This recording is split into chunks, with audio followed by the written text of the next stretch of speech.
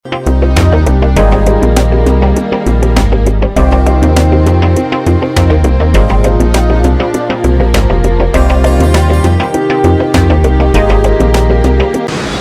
आप सभी का हमारे खास कार्यक्रम संबद्ध विचार में स्वागत है।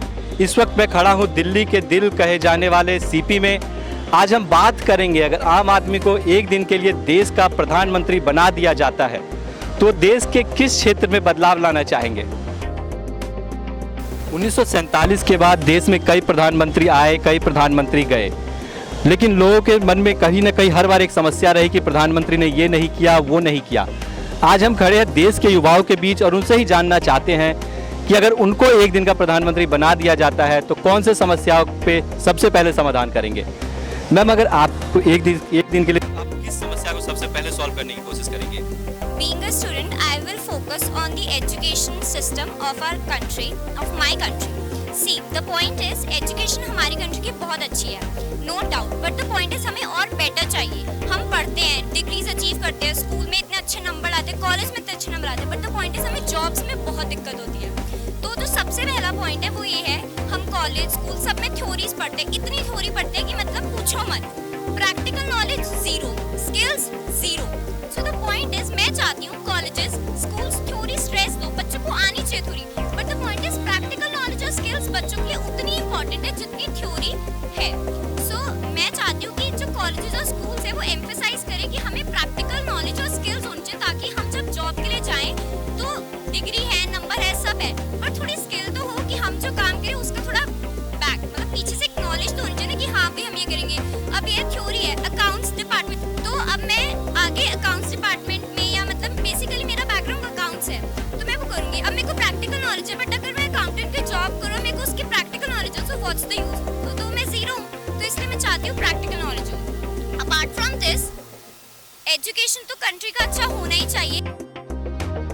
अभी हमारे साथ हम इनसे जानना चाहते हैं कि अगर इनको एक दिन का प्रधानमंत्री बनाया जाता है तो देश के किस सेक्टर में परिवर्तन चाहेंगे।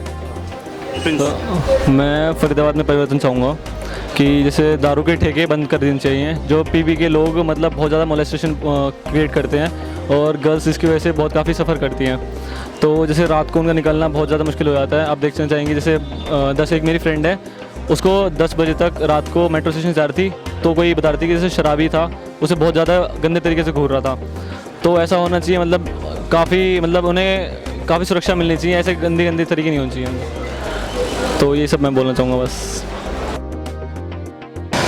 अगर मुझे प्रधानमंत्री बनाया जाता है तो मैं सबसे पहले डिफेंस एरिया और जो पैरामिलिट्री फोर्सेस एरियाज़ हैं वहाँ पे चेंज लाना चाहूँगी। I want to extend that age of 19 years. कभी कभार स्टूडेंट्स वो डिसीजन लेने में इतना टाइम लगा देते हैं कि तब तक वो 19 के हो चुके होते हैं, तो इट्स नॉट गुड। तो वो एज थोड़ी बढ़ा देनी चाहिए और गर्ल्स के लिए थोड़ा और ईजी कर देना चाहिए। गर्ल्स के लिए नहीं, सबके लिए ईजी कर देना चाहिए, ताकि लोग बाकी जॉब्स वगैरह में ना जाके डिफेंस में जाएं और बाकी फोर्सेस में जाएं, ताकि वो लोग देश की सेवा और देश के लिए कुछ कर सकें। और गर्ल्स के लिए भी कर देना चाहिए इजी, और थोड़ी स्कीम्स थोड़ी अट्रैक्टिव होनी चाहिए ताकि लोग स्पेशली गर्ल्स के घर वाले उन्हें इजीली भेज सकें, जो कि कभी नहीं भेजते हैं। मैम, जैसा कि आपने कहा है कि पारिवारिक समस्याएं बहुत आती है महिलाओं को आर्मी ज्वाइन करने में, ठीक है, तो ऐसी कौन सी समस्याएं आती है जो आप लोग को जाने से वहाँ रोकती है। वो तो आपको पता ही है कि गर्ल्स को क्या क्या फेस करना पड़ता है, चाहे जितनी भी सेफ्टी हो जाए, कुछ भी हो जाए, बट एक ना एक अनसर्टेनिटी या फिर कुछ ना कुछ डर पेरेंट्स। किस बात का डर, किस बात का डर? सेफ्टी का डर। और हाँ, सब कहते हैं कि फोर्सेस में लेकिन जब आप दुनिया को सुरक्षित रख सकती हैं तो अपने आप को क्यों नहीं। ये हमारा मानना है ना। मैं अपने घर वालों की बात कर रही हूँ। हम तो जाना ही चाहते हैं, हम क्यों नहीं जाना चाहेंगे। इस बात को तो आप मानती होंगी कि इंडिया पे अभी अटैक होने से बिल्कुल ही बचा है, ठीक है, तो कहीं ना कहीं जो वहाँ पे सैनिक थे उन्होंने ही बचाया है, तो तब ऐसा क्यों रोक टोक आप लोग को दिख रहा है। रोक टोक तो नहीं, पर हाँ मना करते ही हैं घर वाले, क्यों सब कहते हैं कि मौत के मुंह में क्यों जाना। कोई ये नहीं समझता कि हम देश की सेवा करने जा रहे हैं, तो सबको अपना वो प्यार दिखता है उस टाइम, किसी को वो नहीं दिखता कि हमारे देश का भी कुछ सेफ्टी होनी चाहिए, देश का भी कुछ डेवलपमेंट होनी चाहिए। सबको सिर्फ अपने घर तक ही सीमित रहना पसंद है, कोई देश तक नहीं जाना। मैं यही तो कहना चाहती हूँ कि सिक्योरिटी की तरफ ऐसी स्कीम्स होनी चाहिए ताकि लोग ज़्यादा। कैसी स्कीम्स, मतलब फाइनेंशियली या क्या स्कीम? फाइनेंशियल स्कीम्स होनी चाहिए और सेफ्टी होनी चाहिए और जैसे कि बहुत ज़्यादा मेहनत करवाते हैं, और जो कि लड़कियां मेहनत तो जरूरी है मैम, अगर आप फौज में जा रही हैं तो मेहनत तो बहुत जरूरी है। फाइनेंशियल स्कीम्स मेरा मेन आइडिया तो वही है, ताकि घर वाले वो ना देख के एटलीस्ट फाइनेंशियल स्कीम्स को देख के तो अट्रैक्ट हो ही जाए। आज के टाइम में हम लोग सिर्फ एजुकेशन में ध्यान देते हैं कि हमें पढ़ाई में ध्यान देना है, थ्योरी में ये करना है, प्रैक्टिकल हमारा ऊपर चाहिए, आगे जाकर जॉब करनी है। सिर्फ हर किसी की सोच यही रह गई है। अगर हम किसी स्कूल में जाकर पूछते हैं बच्चों को डॉक्टर, इंजीनियर, सीएस ये सब बनना होता है, बट स्पोर्ट्स में कोई ध्यान ही नहीं देता। अब ये ओलंपिक्स मैच हुए, ओनली 2 मेडल्स हमारे पास आए हैं, एंड बाकी कंट्रीज में सिर्फ 2 और 3 प्लेयर्स होते हैं जिन्हें कोई मेडल नहीं मिला, एंड हमारी कंट्री में ओनली 2 प्लेयर्स को ही मेडल्स मिला। सो स्पोर्ट्स में हमें ज़्यादा से ज़्यादा ध्यान देना चाहिए, जिससे कि हम अपने इंडिया में जितने ज़्यादा सेक्टर्स को बताएं कि हमारा इंडिया उतनी जल्दी इकोनॉमिकली एंड सोशली दोनों तरह से ग्रोथ कर पाएगा, एंड हम भी डेवलपिंग से डेवलप्ड कंट्री में आ जा पाएंगे। आज हम दिल्ली की सड़कों पे अपनी टीम के साथ उतरे और लोगों से जानना चाहा कि अगर उनको एक दिन का प्रधानमंत्री देश का बनाया जाता है तो वो देश के किस क्षेत्र में परिवर्तन लाने की कोशिश करेंगे।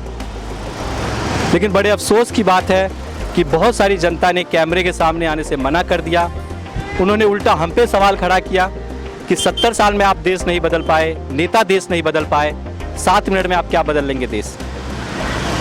इसी सवाल को लेके आज एडिटर इन चीफ खबर आज तक के अर्जुन पंडित हमारे साथ मौजूद है। इस विषय पर हम उनकी ही राय जानना चाहते हैं कि उनकी क्या राय है। अर्जुन, आप क्या कहना चाहेंगे इस मुद्दे पे?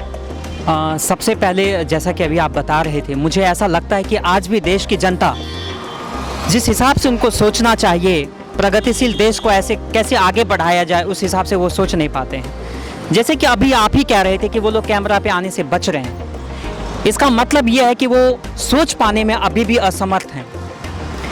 जहाँ तक मेरा सवाल है धीरज जी, आप कह रहे हैं प्रधानमंत्री बनने के लिए, तो अगर मैं एक दिन के लिए बनता हूँ तो मेरा सबसे पहला जो उद्देश्य है वो सिस्टम के अंदर में पारदर्शिता लाना ज़रूरी है।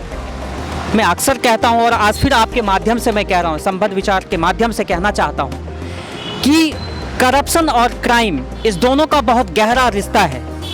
और करप्शन कब बढ़ता है? जब सिस्टम में पारदर्शिता नहीं होती है, लोगों को मालूम नहीं होता है कि वो जाएंगे कहाँ पे। ये तमाम चीज़ें हैं।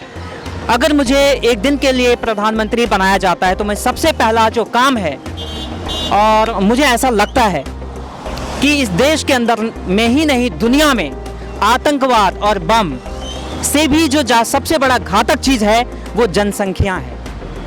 जनसंख्या वृद्धि जिस हिसाब से हो रहा है, आने वाले वक्त में लोगों के पास में ज़मीन नहीं मिलेंगी, क्योंकि इस बात को आप भी समझते हैं कि ज़मीन तो सीमित है लेकिन लोग तो सीमित नहीं है, संसाधन तो सीमित है लेकिन लोगों के जो खर्चे हैं या तमाम चीज़ें जो उपयोग कर रहे हैं वो तो बढ़ रहा है। तो इसके लिए हमें ये बहुत ज़रूरी है, एक इम्प्लीमेंट करना होगा हमें जनसंख्या के ऊपर में। आप समझते होंगे कि बहुत सारे ऐसे नेता हैं, इंदिरा गांधी जी के टाइम से लेके प्रधानमंत्री मोदी जी तक, लोग बचने की कोशिश करते हैं, किसी खास समुदाय से वो बात नहीं कर पाते हैं खुल के जनसंख्या के ऊपर में। सर, मैं एक चीज़ यहाँ जानना चाहूँगा कि लोगों ने यहाँ से आने से मना कर दिया, कैमरे के आगे आने से, क्या ये नेता के प्रति खौफ है? देखिए, वो खौफ नहीं है, वो इज्जत समझे इसे हम। नहीं, बिल्कुल नहीं, ऐसा ये समझने का भूल मत कीजिएगा। हकीकत है कि वो आज भी स्वतंत्र रूप से सोच नहीं पा रहे, वो स्वतंत्र रूप से अपने विचार को बोल नहीं पा रहे। यही कारण है कि वो खुल के आपसे बात नहीं कर पाते। तो इस समस्या का समाधान अगर आप अपनी तरफ से हमें कुछ बताना चाहे, जो देश की जनता तक मैसेज पहुंच सके कि इस समस्या का ये समाधान है, तो क्या होगा सर? वो देखिए, मेरे दृष्टिकोण से भारत के अंदर में सबसे पहले एक तो सिस्टम के अंदर में पारदर्शिता, दूसरा जो एजुकेशन है उस पे बहुत ज़्यादा मेहनत करने की आवश्यकता है। समाज के अंदर में आज सेक्स एजुकेशन पे बात होती है, अच्छी बात है, लेकिन क्या उसके पैरेलल देश के अंदर जो बेसिक कानून है उसके बारे में भी लोगों को मालूम होना चाहिए, खासतौर से युवाओं को, क्योंकि ये देश 65% युवाओं का देश है। तो बेसिक जो ज्ञान है, जानकारी है, वो लोगों के पास नहीं है, जानकारी का अभाव है सर। इसमें क्या लोगों की भी गलती होती है? बिल्कुल गलती होती है। मैं समझता हूं कि आप हर काम सरकार के भरोसे या सिस्टम के भरोसे भी नहीं छोड़ सकते। आपको कहीं ना कहीं इनिशिएटिव लेना पड़ेगा सर।